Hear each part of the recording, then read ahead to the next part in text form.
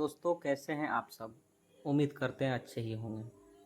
आज हम class 9th की चैप्टर 1 हमारे आसपास के पदार्थ को आगे की ओर पढ़ेंगे और इसमें हम लोग देखेंगे गुप्त ऊष्मा, लेटेंट हीट।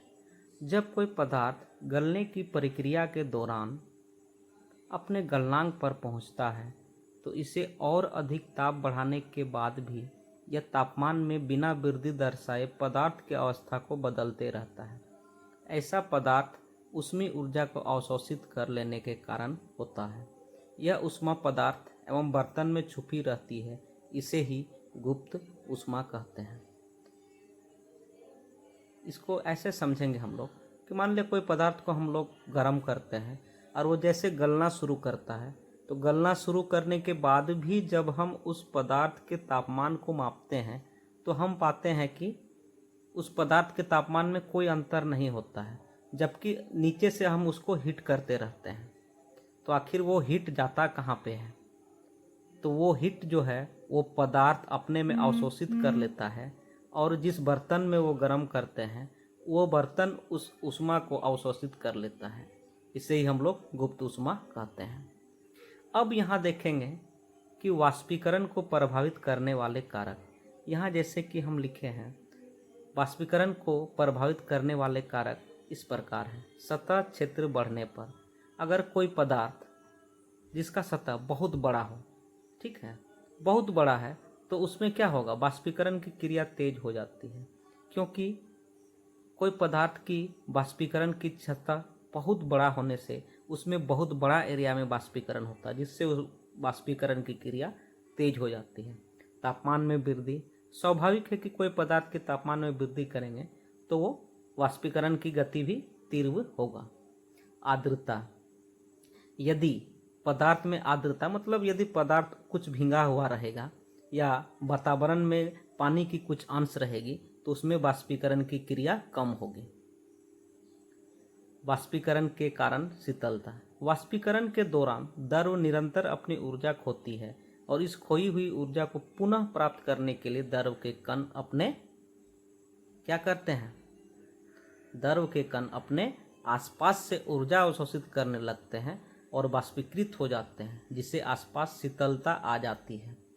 जैसे मिट्टी के घड़े की पानी ठंडा रहता है, हथेली पर इत्र लेंगे या पेट्रोल हमारे शरीर पर गिरता है तो ठंडक महसूस होती है। ठीक है, वो क्या करता है कि पेट्रोल हो चाहे इत्र हो, आसपास की ऊर्जा को लेकर के वो वाष्पीकृत हो जाती है और ऊर्जा घट जाने के कारण हमें ठंडक महसूस होती है।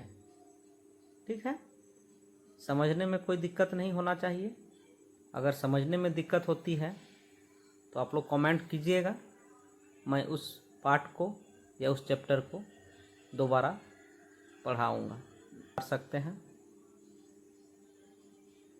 इसके आगे देखते हैं हम लोग। विसरण क्या है? दो भिन्न पदार्थ के कण अपने आप मिलना विसरण कहलाता है। ऐसा कणों के रिक्त स्थानों में समावेश के कारण होता है।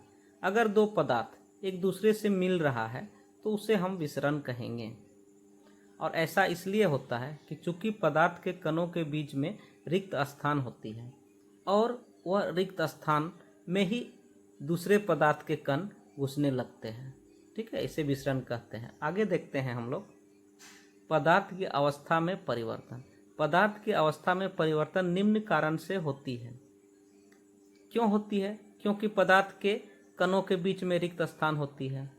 ठीक है, तो उस रिक्त स्थान को अगर कम या ज़्यादा करेंगे तो पदार्थ की अवस्था में परिवर्तन होगा।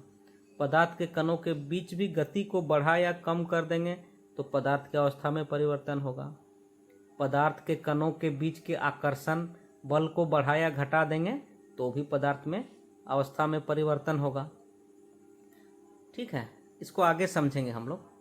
अब यहाँ पे हम लोग देखेंगे कि पदार्थ की अवस्था परिवर्तन में ताप एवं दाब का प्रभाव। पहले देखेंगे तापमान। तापमान बढ़ने पर पदार्थ के कण के मध्य गतिज ऊर्जा बढ़ जाती है, जिससे पदार्थ ठोस से द्रव बनने लगती है। पहले हम लोग पढ़े भी कि अगर पदार्थ के कणों के बीच गतिज ऊर्जा बढ़ जाएगी तो पदार्थ की अवस्था में परिवर्तन आएगी। उसी प्रकार दाब, दाब बढ़ाने से भी पदार्थ की अवस्था में परिवर्तन आता है। जैसे एलपीजी गैस को दाब बढ़ाकर तरल रूप में एक छोटे से जगह में अधिक गैस भर सकते हैं। एलपीजी गैस के ही उदाहरण ले लेते हैं हम लोग। उसमें लिक्विड पेट्रोलियम गैस होती है। वह गैस उच्च दाब में उसको संपीड़ित किया जाता है और छोटी सी जगह में ही बहुत अधिक मात्रा को भरा जाता है। शुष्क बर्फ। ठोस CO2 को उच्च दाब पर रखा जाता है। उच्च दाब रखने के कारण यह ठोस अवस्था में रह जाता है। अगर इसे उच्च दाब पर नहीं रखा जाए तो यह ठोस CO2 बिना द्रव में परिवर्तन हुए सीधे गैस में परिवर्तित हो जाती है। ठोस CO2 को ही शुष्क बर्फ कहते हैं।